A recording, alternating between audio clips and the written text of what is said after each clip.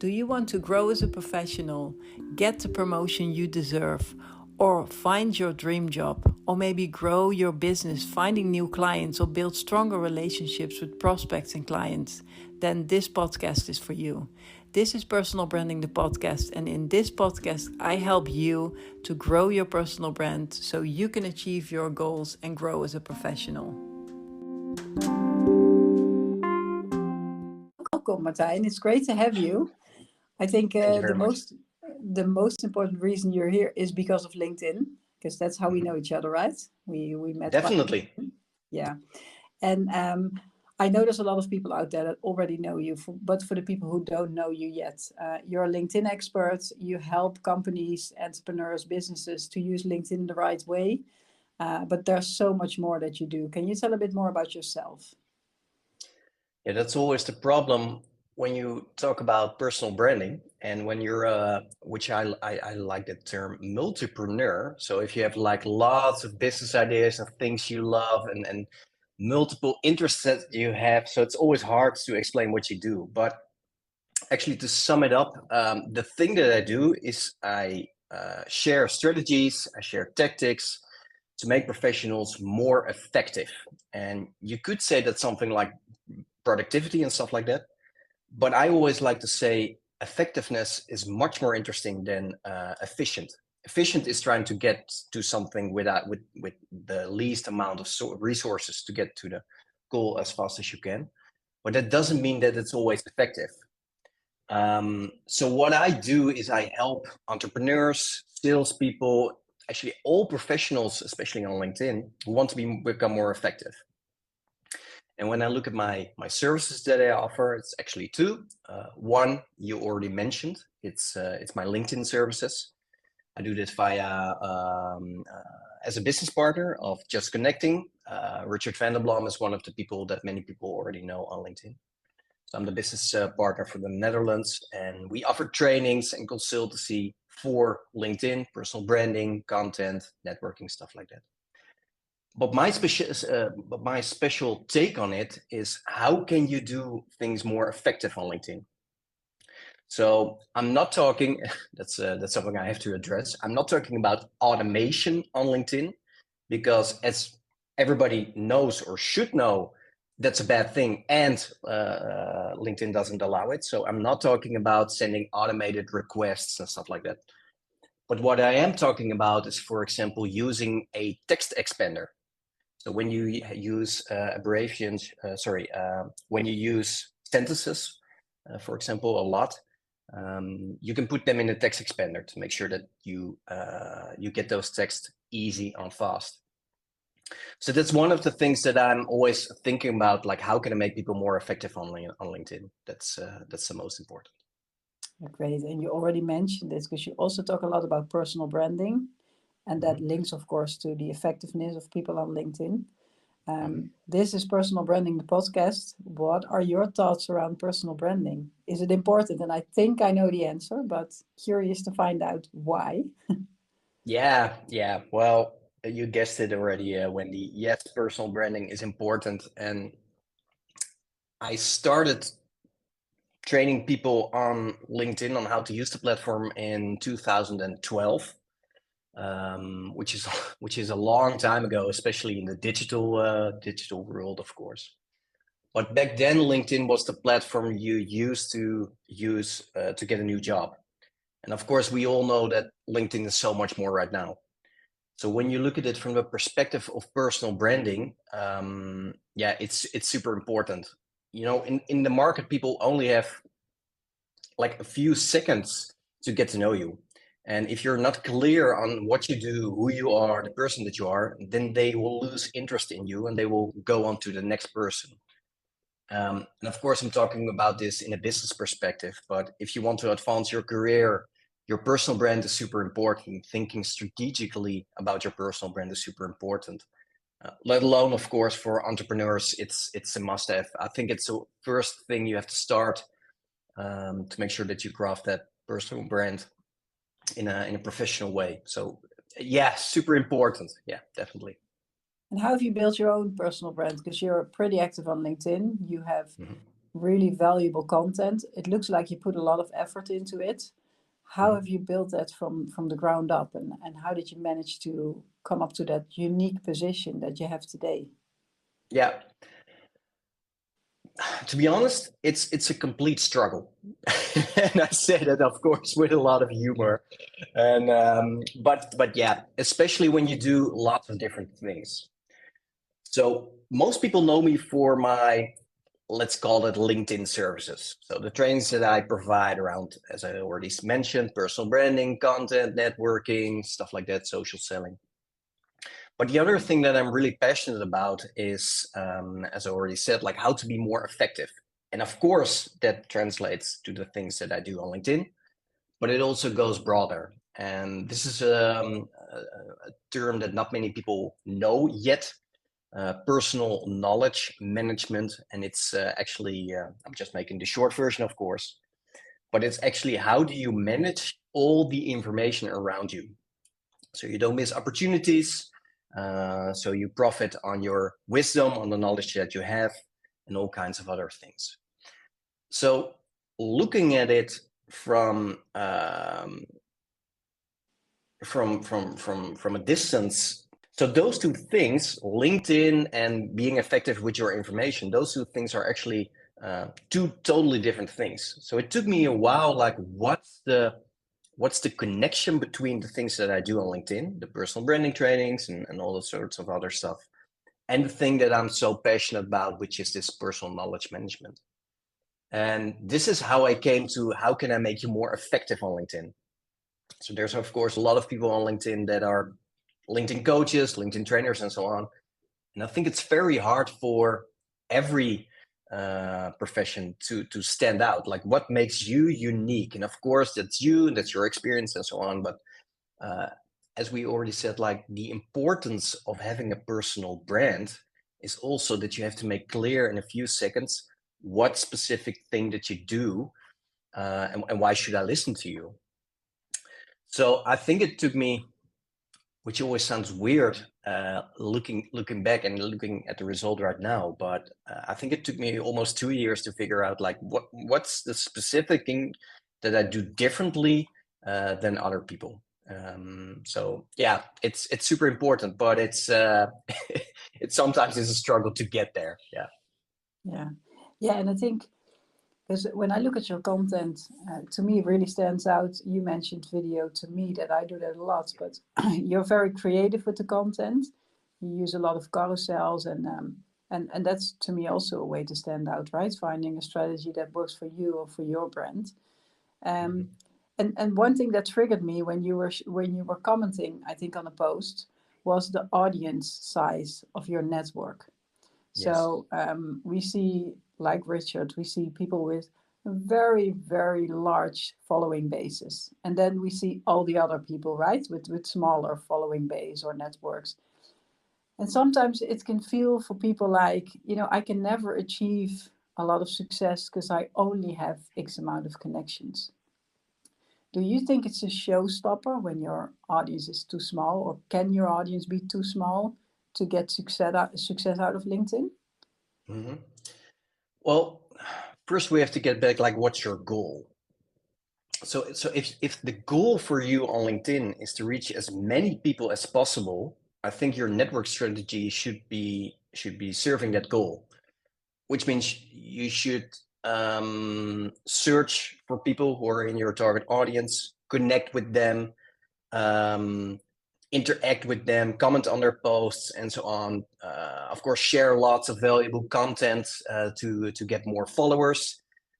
When we look at the statistics, this is clear. The more content that you share, of course, assuming your content is professional and interesting, but the more content you share, the more followers you get, the more connections that you get.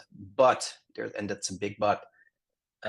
As you know as well, Wendy, creating content is really time and energy consuming. You have to come up with the ideas, you have to create the content, and if you do that by writing only, that already takes a lot of time. But then if you create video, you might want to edit that video, you have to create it, you have to post it, and then we also have, for example, on LinkedIn, the carousels. So the post that people can slide through, that's even more work, and so on. So I would say, are the numbers important? Well, sort of course. If you have 15 connections, you're not going to make like a really big impact on LinkedIn. Of course, we get that. But I don't think you need 80, 90, 100,000 followers to get somewhere. So it really depends on, first, what do you want to get out of LinkedIn? And then second, can you put in the time and energy to get to that goal? For example, if your goal is sales, I don't think you need 15,000 followers or more or whatever. You need, of course, a substantial amount of people following you, connected with you, seeing your message. So therefore, some sort of the numbers are important.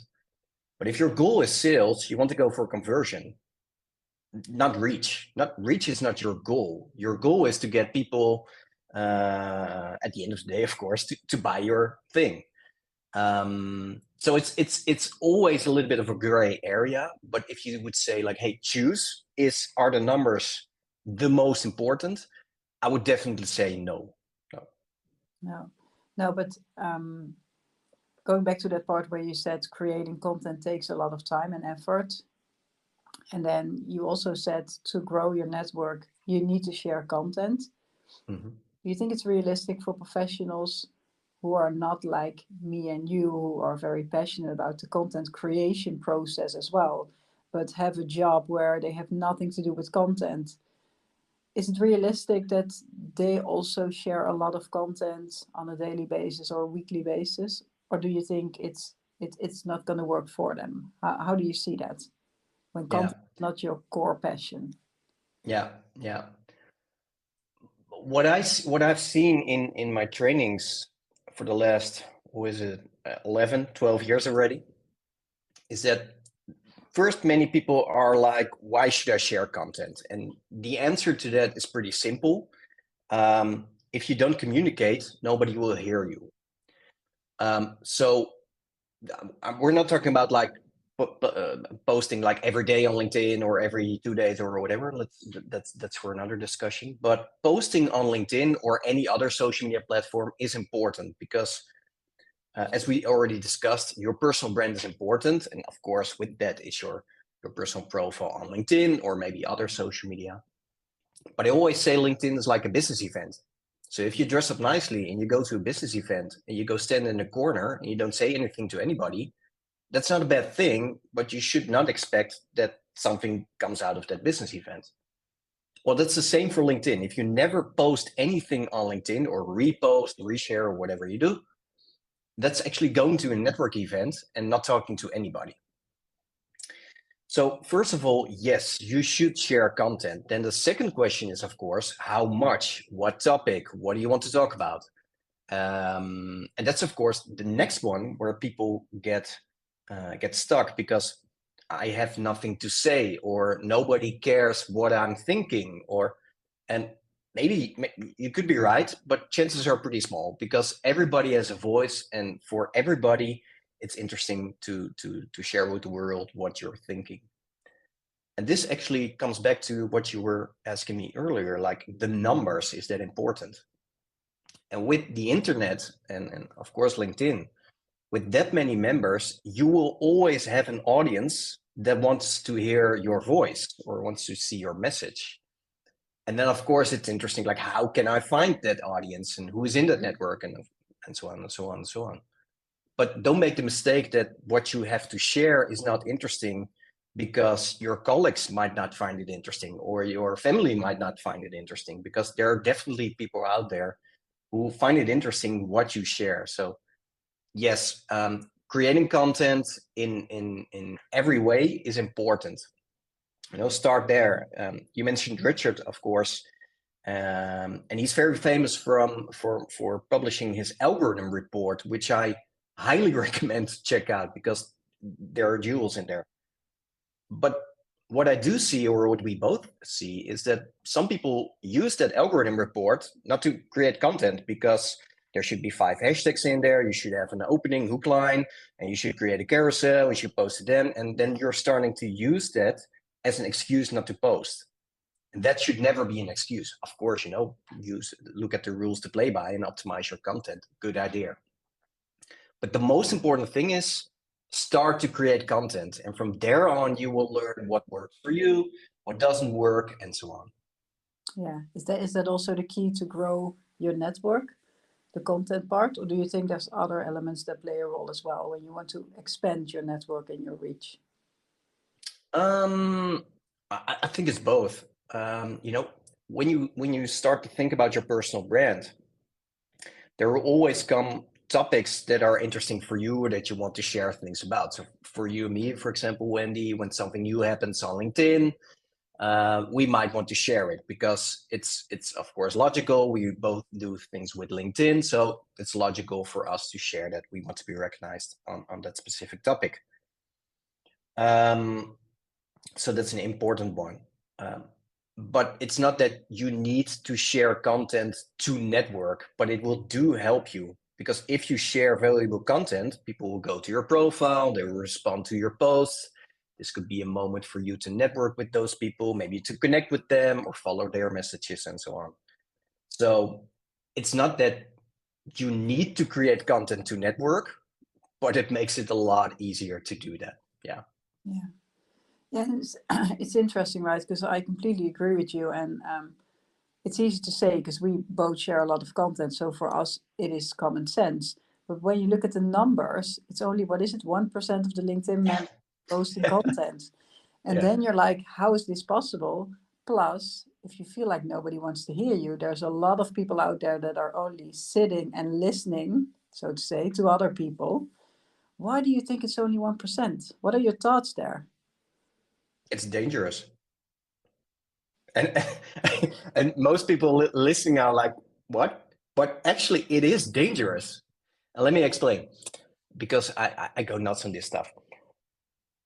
When you look at evolution, we are the result of people who are easily scared. And the reason why is like very, very far back in the days when we were still living in cages, if you were hearing something in the woods and you would think like, that's nothing, well, actually it was a bear or a tiger, so you would get eaten and you couldn't reproduce. You couldn't get any kids because, of course, you were dinner for the bear. So we evolved in avoiding risks. And then I always say there are actually two things that your brain sees as the biggest threat in your life. One is, of course, physical threat to your life, like dangerous situations or heights or stuff like that. But the other one is the risk of being rejected, because it used to be that when you get kicked out of the tribe, you were alone in the desert or wherever you were in the forest, and you would get eaten alive. So it is for our brain very, very hard to get rejected. Now, if you share content and people, and I'm so happy that we're talking about LinkedIn, because, for example, on Twitter, this is much worse. I always say LinkedIn is like a more, nice platform in that way. But if you share content on LinkedIn and people would reject you for that content because they don't agree or whatever it is, or especially, for example, if you have a job and you would share something on LinkedIn and your boss doesn't agree with that, well, nobody wants to get in trouble for sharing something on LinkedIn. So, of course, I'm exaggerating here a little bit that it's dangerous, but I think this is an element that most people don't think about, because if I share something, if I share my opinion on LinkedIn, and it doesn't have to be extreme, but if I share my opinion on LinkedIn, I could be rejected. And for our brain, our primary brain, rejection is death. So that's one. Now, of course, if you share something on LinkedIn and people don't agree, you don't die. But this is something that I see happening. And then the second part of why is 99% not posting anything on LinkedIn is, I think, the ideas. I don't know what to post. And then people are resharing content, and then we see the algorithm report and we see that resharing doesn't get you as much reach as, for example, creating your own posts.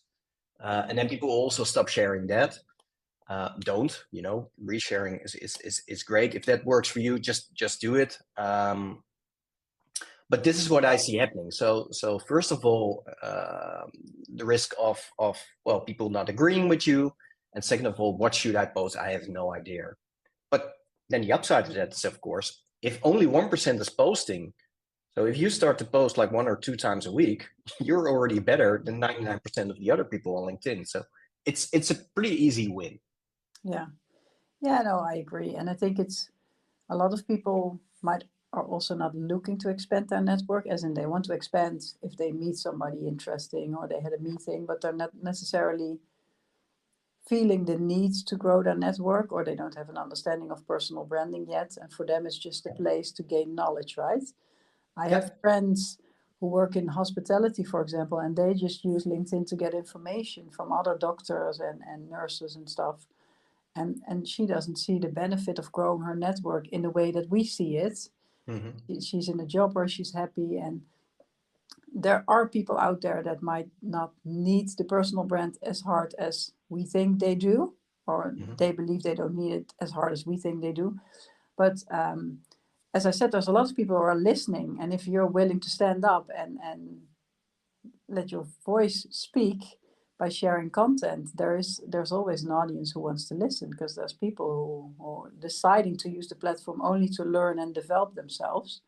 Yeah. I think it's nice as well, right? That there's people who are interested in just consuming content, because it gives us as content creators an opportunity to give them what they're looking for. Of course, and I don't think we would be very happy if 99% of people on LinkedIn are starting to create content, because it gets really, really busy. What I always say is when you're on that side, because you can say like, hey, you should create content and so on, and we already agreed that's a good idea. But let's say you don't want to do that, or you can't do that for whatever reason. I always like to mention the comment strategy. So let's say you don't have any idea what you want to think about, but the example that you gave, but I do find some people interesting on LinkedIn because they're sharing relevant content, or I have a specific topic that I follow. If you start to comment under beneath those posts with, for example, an insightful comment, or maybe you can summarize something, or maybe you can tag somebody in a post. And before that goes wrong, for everybody that's listening, don't tag people in a post that has a job opening, because tagging is always public. So if you share like, hey, Wendy, I heard you were looking for a new job, and you were just, well, you get the idea. Anyway, so tagging people in your in comments, summarize it, ask a question, give your opinion so you can play around with it. The reason why it's interesting to do that, because you don't have to create the content yourself. And the other reason why it's interesting, even if your goal is not to create your personal brand or to grow your network, if you do that, you will give other people the opportunity to read it as well. So what I, for example, sometimes do is when I read a post of somebody that's super interesting but pretty long, I sometimes just summarize it in 3-4 points as a comment below, not to be like the wise guy, like this is what's in there, but just to make it easy for my network. I think this is really interesting content. This is a summary, but please dive into this post of this specific person, because it will help you grow or so on. So yeah, if you don't do it for yourself, do it for your network, do it for the people inside of your network to share that important message. Yeah, absolutely. Yeah, and then you slowly grow as well, right? Finding new people, Exactly. investing as well, and Yeah, and even broaden your the topic that you're interested in. So if for example, Wendy, if you would share something and I would comment under it and think like, hey, this is a great post, but Wendy, I have a question. We can start a discussion about that. And the great thing of LinkedIn is that other people can profit from it, because if you give me an answer and I ask you another question, they get in-depth insights, and other people can join the discussion as well. So yeah, it has multiple benefits to start to be a little bit more interactive on LinkedIn. Yeah, absolutely. Yeah. And we talked a lot about personal branding, as in you talked a lot about personal branding. What do you think is the future for personal branding? Is it going to stay the same as it is today, or you think it's going to be bigger, smaller? What are your thoughts? No, I definitely think it will be bigger. This is what we see now also, or what I read in some researches. I don't do the research myself, but when you, for example, look at personal branding and thought leadership, that's getting more and more important. I was just reading this this morning that, for example, a big one, Richard Branson, I think he has 11 million followers or something like that. And Virgin, his company, only has 1 million. So people like to follow people instead of companies. You know, that's a long discussion, but that's what we see. So no, I think personal branding will be more important in the future. The other reason and thing that I see is, for example, now with ChatGTP and AI really making a big difference now in the way that we create content, is that your perspective on the world is getting even more important. Because if you use ChatGTP just to create your content, and if that's what you do, and I think many people will do that, you know, let ChatGTP just do something and just post it. At the end, if that happens enough, people will stop reading those kinds of posts because it's just information, and I love information. But what I love even more is the perspective. So if there's a new feature on LinkedIn, well, that's great. But if Wendy is making a video on how to use that specific feature, and with your experience and the things that you know about LinkedIn, and me telling me like, hey, this is a way that you can use this feature, you can use it this way, you can use it this way. So your perspective on that information, that's much more important. And that perspective is directly linked to your personal brand. Yeah. Yeah, it's funny because you make me think, like, I always read the comments when somebody is posting something like a statement or a feature or whatever. I always read the comments to find out what people think. This is more interesting than the fact that it's there, right? It's the thoughts, Yeah. the experiences of people, and they're not going to be replaced with any AI or anything else. It's the human side which will continue to be alive. Yeah, and that's what making you stand out. So you and I were a little bit more in the whole LinkedIn trainer consultant kind of thingy, I guess.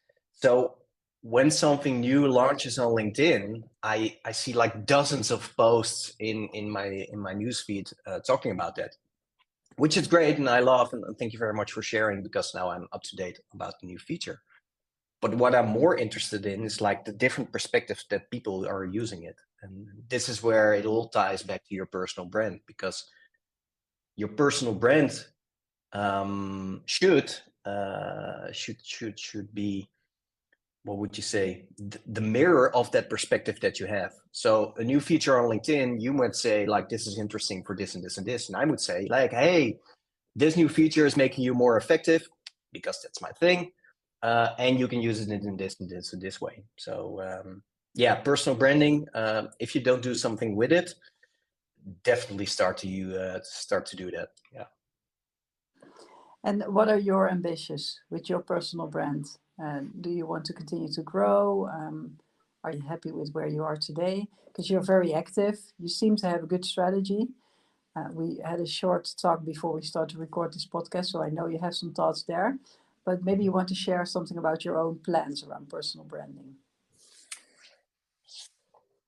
What's it called? I can't find the name right now, but yeah, I know it. It's the imposter syndrome.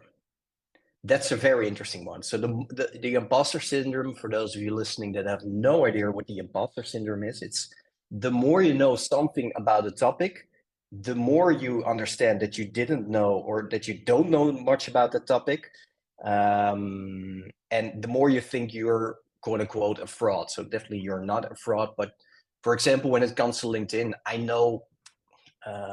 guess I know more than 80% of the people when it comes to LinkedIn. But there are always people who know about a specific topic on LinkedIn, they know more. So that's why I was thinking like, I don't know nothing. So beating imposter syndrome, that's an important one for me. But my goal for my personal brand is to communicate even better why my interests matter to my network. So why is it so important for you in your personal life, and especially also in your business life, to focus a little bit more on how to become more effective? And for me, the challenge is, how can I make sure that I find the right words, that I find the right content, and that I also have some time and energy, of course, to create that content, to make people aware, like, hey, this is super important, and this is something that you should pay attention to. Yeah. And what do you try to achieve then with personal brand? Well, also growing the numbers. This ties back to what you asked me before, like, hey, are numbers important? And I got myself this beginning of the year saying I wanted to double my followers, and then I thought, like, but that's not a good strategy. I don't know if you read the book Atomic Habits by James Clear. Is it James Clear? I think. And he talks about, like, you shouldn't focus on goals, you should focus on routines. Because I don't have any influence on the people that are going to follow me or not. So for example, if I want to double my followers, I actually don't have any influence on that. There's no guarantee that if I post like 2 times a week, that I will get that amount of followers. But what I can focus on is to make sure that I post 2 to 3 times a week. So this is where I am focused on right now. Like, how can I even better use the routines that I already built, but how can I shape them even better? How can I use them even better to make sure that I stay on top of creating content? So thank you very much for your compliments on me on creating content. But this is where, of course, this is the loop that many people would recognize. I see other content creators creating maybe even better content or creating more content. So that's an important one for me. So I definitely also get caught up in the numbers, because then I see other people on LinkedIn that they have more numbers, more reach, more likes, and so on. So this is always something I have to remember myself on. Like, don't focus on the numbers. Yes, they are important in some sort, but I better focus on creating high quality content. If I focus on that, that's where I can. That's what I can influence, and from there on, we'll just see how the ball rolls. Yeah. Yeah, and in the end, success is different for everybody, right? If you want to achieve Exactly. your quota versus finding new customers or a new job. And that's what we don't see, right? We do see those numbers, but we don't see what happens behind those numbers. Like, I can do a post where I only have 100 impressions, but 2 messages from people who want to have a conversation with me, versus a post where I reach 10,000s of people and a nice personal message but no business linked to it. Then what's most valuable, right? The big numbers, small number, and the business that comes out of it. So it's yeah. And I think, for you and me, because we're really on top of LinkedIn, I think we easily spot when, for example, a post is also is boosted by an engagement bot or some sort of robot automation thing. Get automatically the likes and the comments. But I think we can easily spot them. But for most LinkedIn users, that's really hard to see. The only thing that they see is, like, this is a post and it has 300 likes and 450 comments. And you really have to dive into those comments to see, like, hey, is something going on here? And sometimes, of course, it is generally those 450 comments. And then I would say, like, hey, what can you learn from this post? But yes, numbers say something, definitely, but try not to focus too much on the numbers and try to focus on what you can influence. You can't influence the amount of likes that you get, but you can influence the quality of the post or the amount of posting that you do, or, well, all the other stuff. Yeah. Well, thanks for sharing your thoughts. That was really interesting. Is there anything, like, last thing you want to share with the people who are listening, or final thoughts that you forgot to mention? That's a good one. Well, maybe just to sum it up, the way that I think about personal branding and how it can benefit most. I think the most important thing when you start out with your personal brand is to think of who's your target audience, decide what problem they have, and what's your specific solution. I think it all starts there. If you're looking for a new job, what makes you stand out from other candidates. If you are in business, why is your solution different, but of course better than other solutions? That has to do with your experience and the way that you look at the world and so on. Start create valuable content around it, but I think it's important looking at personal brand, choose 1 or 2 topics that are interesting for you, that are interesting for your target audience, whoever that may be. Craft your personal brand around that, start sharing content on that, and that's start there. Don't make it too complicated. I think that's the thing. I definitely do that, but many people do that. We make it way too complicated. So yeah. Well, great thoughts. For the people who want to find you, where can they find you? Well, of course, on LinkedIn. So my profile, Martijn Holtes, that's where you can find me. Other socials, I actually don't do that or I do that not in a good way. So I do have an Instagram account, I do have a Facebook account, but haven't posted there for a long time. So definitely would say LinkedIn is the best place. Otherwise, martijnholtes.com. So it's just my name spelled all together, .com. But that's for now only Dutch. So specifically for people not from the Netherlands, best place to find me, to find my content would be LinkedIn. Yes, thanks. I'll make sure I share them in the show notes, both your website and your LinkedIn profile, so people can visit you there. Thank you so much for joining me in recording this episode. This was really valuable, I think, for a lot of people, including myself, hearing from you, your thoughts behind what I always see in my feed. Really nice. So thank you for joining. And for everybody who's listening, thank you so much for tuning in again. And hopefully you listen again to the next episode of Personal Branding, the podcast. I'll definitely will do that, Wendy. Thank you so much for inviting me. And thank you for the opportunity. I hope you have a great day. You too. Thank you.